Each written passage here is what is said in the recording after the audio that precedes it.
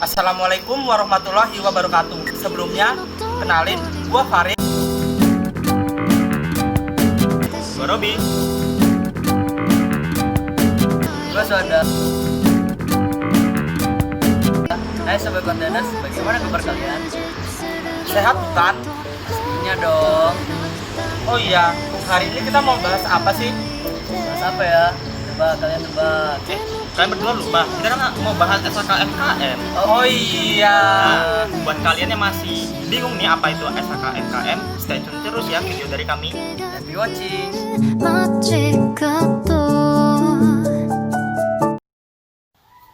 Hai sobat accountaners, tadi kita sudah mengetahui di awal cuplikan ya tema besar yang akan kita bahas pada pertemuan kali ini. Bersama saya kita akan memasuki materi awal, yaitu SAK. Apa sih SAK itu? SAK itu adalah Standar Akuntansi Keuangan.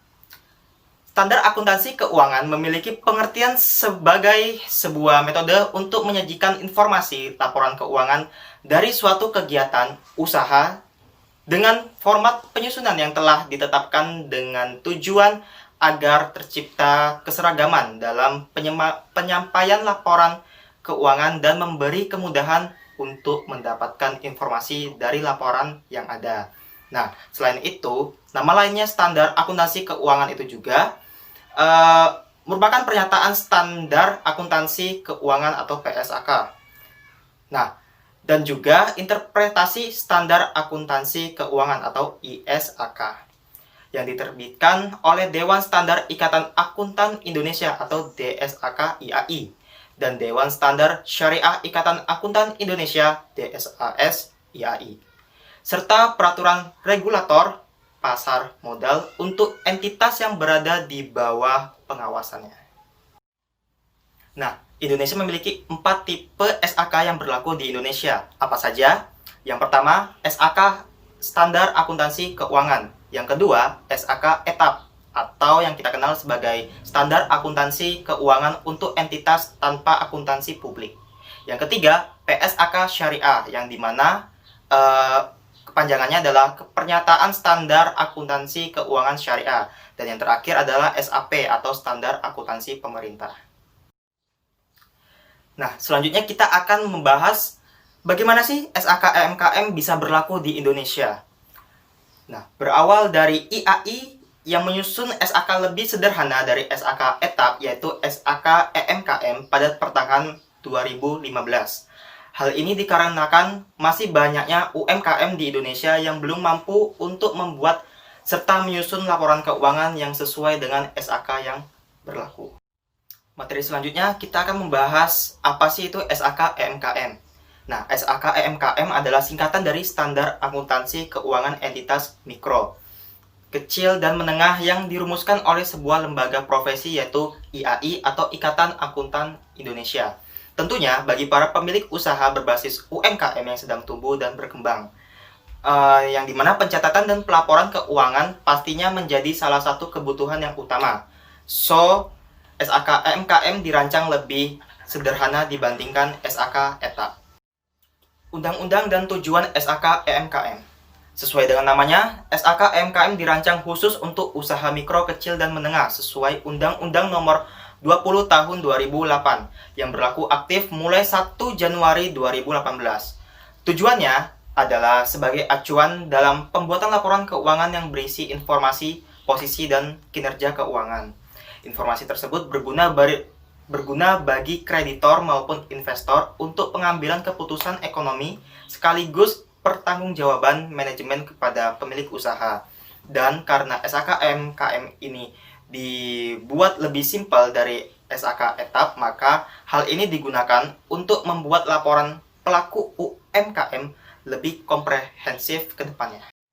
Nah, selanjutnya bagaimana sih perkembangan UMKM di Indonesia itu sendiri?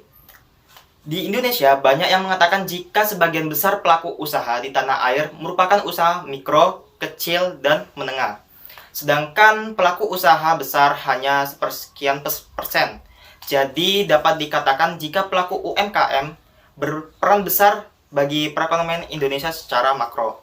Nah, untuk jumlah UMKM di Indonesia itu sendiri terdapat 58,91 juta orang yang bersumber dari data Kementerian Koperasi dan juga UMKM tahun 2018 dan diklaim akan melonjak 5% di tahun 2019.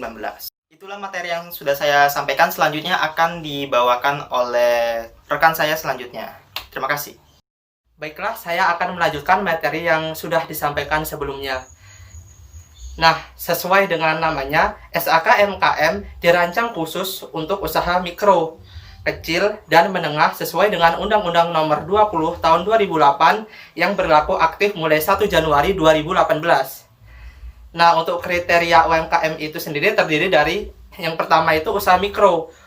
Usaha mikro ini adalah usaha produktif milik perorangan dan badan usaha perorangan yang memiliki kekayaan bersih maksimal 50 juta rupiah dan hasil penjualan tahunan dengan maksimal 300 juta rupiah.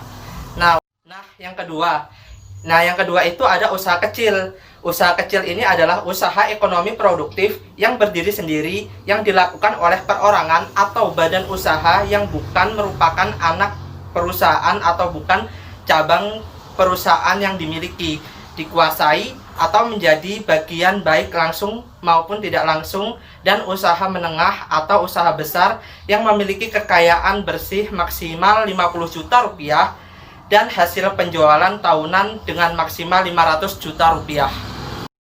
Selanjutnya, usaha menengah.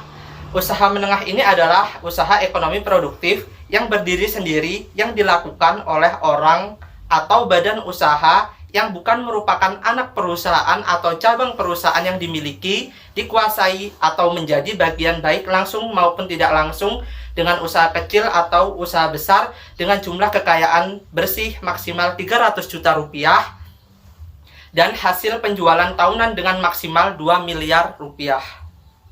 Yang selanjutnya adalah konsep dan prinsip pervasif terbagi menjadi 3. Nah, untuk yang pertama itu pengukuran dan unsur-unsur laporan keuangan. Pengukuran unsur-unsur laporan keuangan adalah proses penetapan jumlah untuk mengakui aset, liabilitas, penghasilan, dan beban di dalam laporan keuangan. Dasar pengukuran unsur laporan keuangan dalam SAKMKM adalah biaya historis. Nah, biaya historis itu terbagi menjadi 2. Nah, yang pertama biaya historis suatu aset, dan yang kedua itu biaya historis suatu liabilitas. Nah, yang kedua itu adalah materialistis. Nah, materialistis itu terbagi menjadi 4. Nah, yang pertama kesalahan mencatat atau kelalaian pencantuman secara sendiri atau bersama. Yang kedua itu mempengaruhi keputusan ekonomi pengguna laporan keuangan. Ketiga, itu bergantung pada ukuran dan sifat dari kesalahan atau kelalaian. Nah, dan yang keempat itu ukuran dan sifat dari pos laporan keuangan. Nah, yang ketiga ini adalah asumsi dasar. Asumsi dasar itu terbagi menjadi 3. Yang pertama, dasar akrual. Dalam dasar akrual, akun-akun diakui sebagai aset, liabilitas, ekuitas, penghasilan, dan beban ketika memenuhi definisi dan kriteria pengakuan untuk masing-masing pos-pos tersebut. Nah, yang kedua ini kelangsungan usaha. Entitas mempunyai kelangsungan usaha kecuali jika manajemen bermaksud melikuidasi entitas tersebut atau menghentikan operasi atau tidak mempunyai alternatif realistis kecuali melakukan hal-hal tersebut. Yang ketiga ini adalah konsep entitas bisnis. Entitas bisnis baik yang merupakan usaha perorangan, badan usaha yang tidak berbadan hukum maupun badan usaha yang berbadan hukum harus dapat dipisahkan secara jelas dengan pemilik bisnis tersebut maupun dengan entitas-entitas lainnya, begitu juga transaksi yang berkaitan dengan bisnis tersebut. Baiklah, selanjutnya adalah penyajian wajar. Penyajian wajar laporan keuangan masyarakat entitas untuk menyajikan informasi dan mencapai tujuan seperti relevan, representasi tepat, keterbandingan, dan keterpahaman. Halo Sobat The Containers, sekarang kita bakal masuk ke materi selanjutnya, yaitu laporan keuangan. Laporan keuangan Laporan keuangan adalah laporan yang berisi informasi keuangan sebuah entitas yang disajikan secara terstruktur, digunakan sebagai media komunikasi dan pertanggungjawaban antara perusahaan dan para pemiliknya atau pihak lain. Laporan keuangan menjanjikan kondisi suatu entitas kepada publik dalam istilah keuangan. Menurut SAKMKM, laporan keuangan minimum terdiri dari, yaitu yang pertama, laporan posisi keuangan. Laporan posisi keuangan pada akhir periode menyajikan informasi tentang aset, liabilitas, ekuitas pada akhir periode pelaporan. Laporan posisi keuangan entitas dapat mencakup pos-pos sebagai berikut, yaitu 1. Kas dan setara kas, yang kedua piutang, yang ketiga persediaan, yang keempat aset tetap, kelima utang usaha, 6 utang bank, dan yang terakhir adalah ekuitas. Yang kedua adalah laporan laba rugi selama periode. Laporan laba rugi entitas dapat mencakup pos-pos sebagai berikut. Yang pertama, pendapatan, kedua, beban keuangan, dan yang ketiga, beban pajak. Yang ketiga, catatan atas laporan keuangan yang berisi tambahan dan rincian pos-pos tertentu yang relevan. Memuat 1. Suatu pernyataan bahwa laporan keuangan telah disusun sesuai dengan SAK EMKM. Yang kedua, ikhtisari kebijakan akuntansi. Yang ketiga, informasi tambahan dan rincian pos tertentu yang menjelaskan transaksi penting dan material sehingga bagi pengguna untuk memahami laporan keuangan tersebut. Nah, sobat kontainers, kalian tahu nggak sih siapa saja yang menggunakan laporan keuangan? Ya, yang menggunakan laporan keuangan dari pihak internal itu ada 2, yaitu yang pertama manajemen dan yang kedua karyawan. Sedangkan dari pihak eksternal itu ada 6. Yang pertama investor, kedua pemberi jaminan, ketiga pemasok dan kreditur lain, keempat pelanggan, keenam pemerintah, dan yang terakhir adalah masyarakat umum. Oke Sobat Accountaners, kali ini kita akan memasuki inti dari SAK EMKM itu sendiri. Nah, kali ini kita akan membahas apa sih daftar isi dari SAK EMKM. Nah, perlu kalian tahu, setidaknya ada 18 bab di dalam SAK EMKM. Tapi kali ini saya akan menyajikan 6 bab pertama. Bab ke-1 itu adalah ruang lingkup, bab kedua konsep dan prinsip pervasif, bab ketiga itu adalah penyajian laporan keuangan, bab keempat itu adalah laporan posisi keuangan, bab kelima itu adalah laporan laba rugi, dan bab keenam itu adalah catatan atas laporan keuangan. Baik, tanpa basa-basi ini, mari kita lihat cuplikan slide berikut ini. Daftar isi SAK EMKM. Untuk bab pertama adalah ruang lingkup, di mana merupakan gambaran umum yang berisikan SAK EMKM dimaksudkan untuk digunakan oleh entitas mikro, kecil, dan menengah. Untuk lebih jelasnya, bisa sobat lihat layar berikut.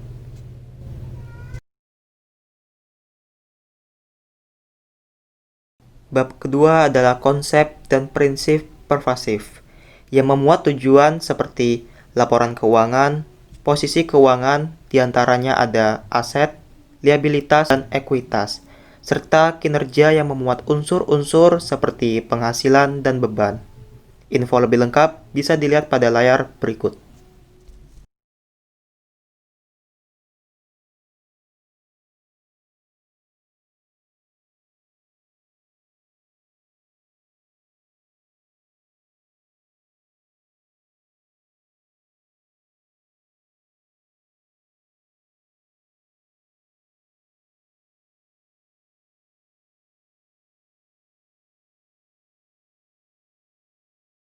Bab ketiga adalah penyajian laporan keuangan, yang memuat penyajian wajar dari laporan keuangan sesuai persyaratan SAK EMKM.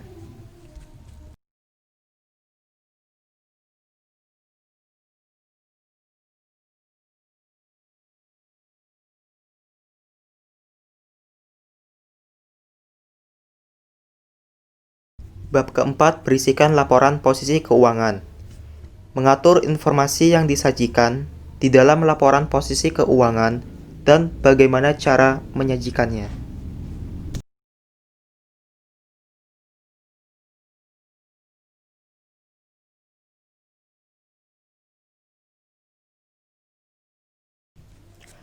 Bab 5. Laporan laba rugi. Bab ini menginformasikan entitas untuk menyajikan laporan laba rugi yang merupakan kinerja keuangan entitas untuk suatu periode. Bab ini juga mengatur informasi yang disajikan dalam laporan laba rugi dan bagaimana cara penyajiannya. Bab 6. Catatan atas laporan keuangan. Bab ini mengatur prinsip yang mendasari informasi yang disajikan dalam catatan atas laporan keuangan dan bagaimana cara penyajiannya. Info lebih lengkap bisa sobat lihat pada layar berikut. Saya akan melanjutkan 6 bab berikutnya dimulai dari bab 7. Nah, bab 7 ini berisi tentang kebijakan akuntansi, estimasi, dan kesalahan. Bab 8 ini berisi aset dan liabilitas keuangan. Bab 9 ini berisi persediaan. Bab 10 ini berisi investasi pada ventura bersama. Bab 11 ini berisi aset tetap. Dan bab 12 ini berisi aset tak berwujud. Baiklah, tanpa tunggu lama, mari kita masuk ke slide berikutnya. Selanjutnya kita masuk ke bab 7. Nah, dalam bab 7 ini berisi materi kebijakan akuntansi, estimasi, dan kesalahan. Nah, dalam bab ini akan memberikan panduan untuk memilih dan menerapkan kebijakan akuntansi yang digunakan dalam menyusun laporan keuangan. Bab ini juga mengatur perlakuan akuntansi jika terdapat perubahan estimasi akuntansi dan koreksi kesalahan periode lalu. Untuk rincian lebih lanjut, Anda bisa melihatnya di slide berikut ini.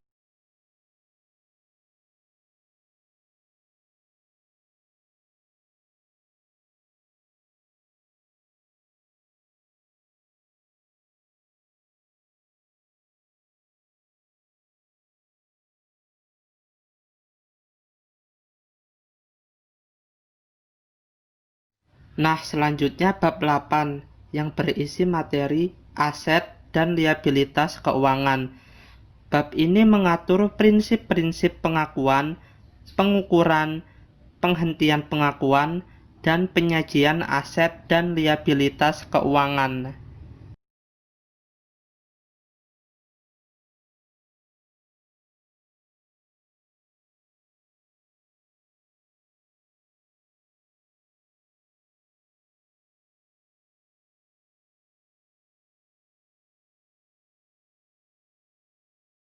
Selanjutnya, bab 9, persediaan. Bab ini mengatur prinsip-prinsip pengakuan, pengukuran, penyajian persediaan. Nah, persediaan inilah yang nantinya akan dijual. Nah, persediaan yang untuk dijual ini dibagi menjadi 3. Yang pertama, untuk dijual dalam kegiatan normal. Yang kedua, dalam proses produksi untuk kemudian dijual. Yang ketiga, dalam bentuk bahan atau perlengkapan untuk digunakan dalam proses produksi atau pemberi jasa. Selanjutnya, bab 10, investasi pada ventura bersama. Pada bab ini mengatur akuntansi untuk investasi pada ventura bersama. Nah, untuk lebih rincinya, Anda bisa melihat di slide ini. Selanjutnya, bab 11, aset tetap. Pada bab ini mengatur prinsip-prinsip pengakuan dan pengukuran aset tetap, termasuk tanah dan bangunan yang dimiliki untuk menghasilkan sewa atau untuk kenaikan nilai atau keduanya. Aset tak berwujud yang perolehannya tidak dapat dipisahkan dengan perolehan aset tetap mengikuti peraturan dalam bab ini.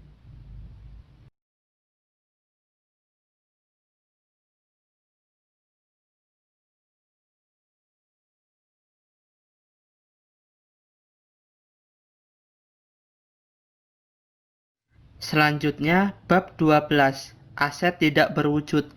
Pada bab ini mengatur perlakuan akuntansi aset tidak berwujud yang diperoleh secara terpisah, kecuali aset tidak berwujud yang dimiliki untuk dijual dalam kegiatan usaha normal entitas.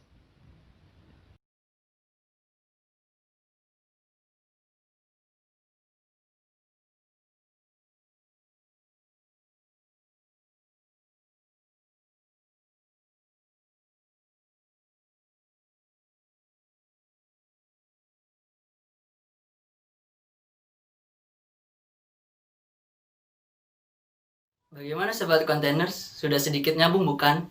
Kita akan memasuki 6 bab terakhir dari materi ini.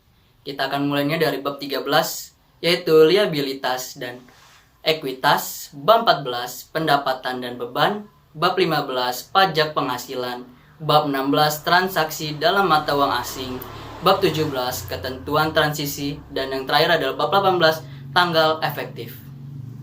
Stay tune terus ya kawan-kawan, karena ilmu itu adalah jendela dunia. Baiklah, kita akan masuki bab 13, yaitu liabilitas dan ekuitas. Bab ini mengatur tentang prinsip-prinsip pengakuan, pengukuran, dan penyajian liabilitas, namun tidak termasuk imbalan pasca kerja yang akan dibayarkan dalam jangka waktu lebih dari 1 tahun.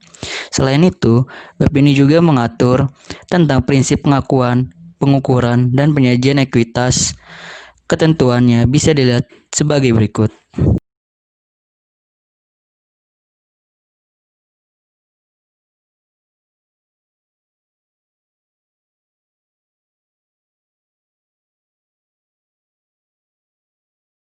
Selanjutnya kita masuk ke bab 14, yaitu pendapatan dan beban. Bab ini mengatur tentang akuntansi untuk pengakuan, pengukuran, serta penyajian pendapatan dan beban. Kawan-kawan bisa melihatnya di slide yang ada di atas.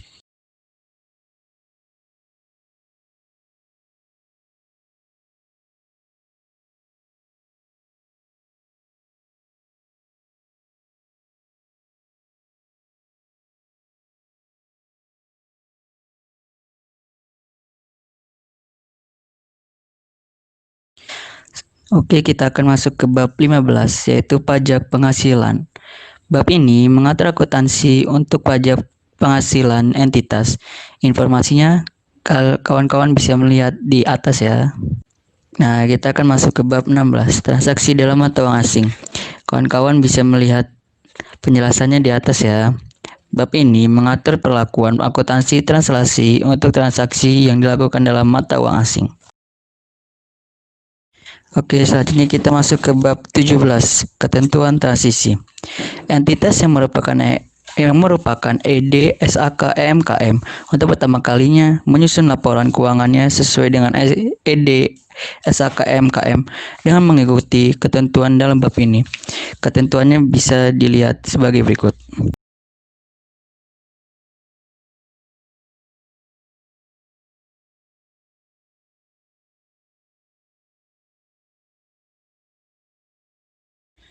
Dan terakhir yaitu bab 18, tanggal efektif. Kawan-kawan bisa melihat penjelasannya di atas ya. Entitas menerapkan ED SAK MKM untuk periode tahun buku yang dimulai pada atau setelah tanggal 1 Januari 2018. Bi, ya ada Farid. Aku mau tanya. Jadi gini, menurutmu seberapa penting sih SAKMKM buat para pelaku wirausaha UMKM? Jelas penting banget dong. Di dalam penyusunan laporan keuangan, itu menerapkan SAKMKM tentunya memberikan informasi-informasi yang tidak didapat oleh UMKM menggunakan pencatatan dengan basis kas. Nah, selain itu, kita ini yang menggunakan SAKMKM, bagi pelaku UMKM juga memperoleh informasi atas pendapatan, beban, dan juga laba yang lebih akurat dengan menggunakan basis aktual. UMKM juga memperoleh informasi atas jumlah aset, liabilitas, dan ekuitas yang disajikan dalam suatu laporan keuangan yang sistematis. Ditambah lagi nih, UMKM dapat mengetahui besaran biaya produksi dan juga besaran kewajiban pajak yang harus dibayar. Nah, setuju banget sih Bi. Si pemilik dapat menggunakan informasi akuntansi secara maksimal untuk pengelolaan kas dan analisis kinerja perusahaan. Laporan keuangan yang memadai juga memungkinkan pihak perbankan untuk mengimplementasi kinerja UMKM dan memprediksi risiko kegagalan usaha, sehingga mempermudah UMKM untuk memperoleh akses pendanaan, permodalan yang lancar, membantu UMKM untuk terus tumbuh memajukan perekonomian nasional. Oh, jadi begitu. Semoga ini dapat berguna bagi para wirausaha UMKM baru nantinya ya. Bagaimana sahabat kontainers? Sudah sedikit mengerti bukan tentang apa itu usaha SHKMKM? Pastinya dong. Nah, kalau menurut kalian video ini sangat bermanfaat, jangan lupa untuk share, Like and comment.